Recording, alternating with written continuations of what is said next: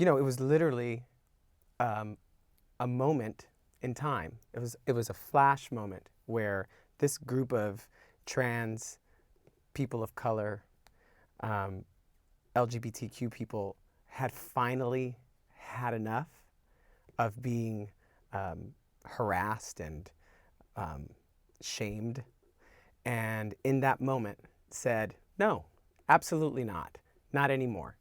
And they had no idea that they were they were the catalyst for what would be a movement of people who would join them in that feeling. And since then there have been generations of people who have been fighting and dying.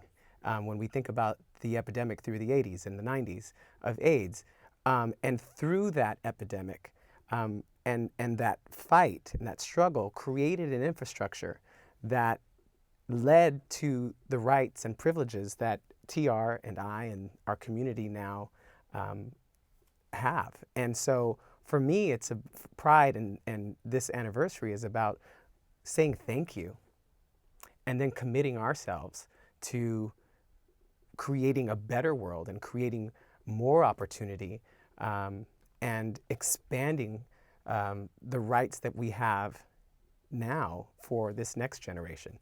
People forget we can still be fired from our jobs. Trans people are being thrown out of the military as we speak. This president won't allow embassies around the world to fly the pride flag. So we're still fighting. And just like we look at the women's rights fight, the rights that we have right now can be taken away in an instant. And there are people who are actively trying to do that. So Pride is about recommitting ourselves to this fight and saying we will continue to say no when someone tries to shame us for who we are and who we love. 3, 2, 1, unveil the sign.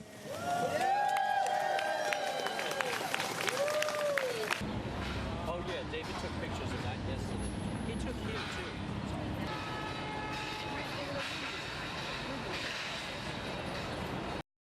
I didn't find out about it till very, very late. It's not something that's taught. So what I think that if it's getting more recognition, I think that's great, because for many years it wasn't talked about at all. And if it was cloaked in this kind of what was going on, and oh, let's not talk about it too much. You don't talk about those things. And the way I was raised in the Midwest, you just don't talk about those things at all. You just don't. Again, doesn't exist. It doesn't exist. Shove it down. It doesn't exist.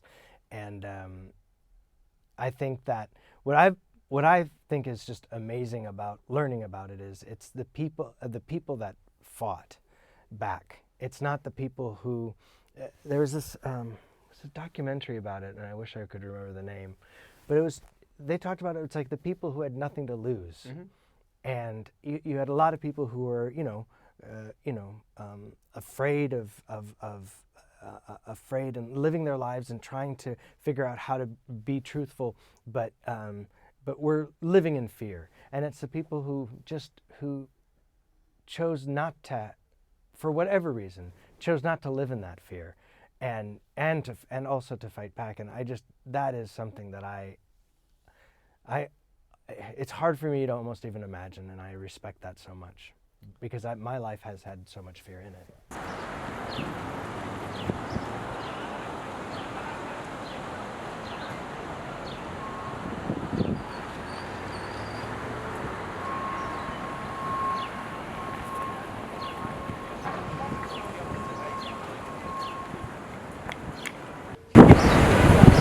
How long have you been freelancing in Germany? Oh, nearly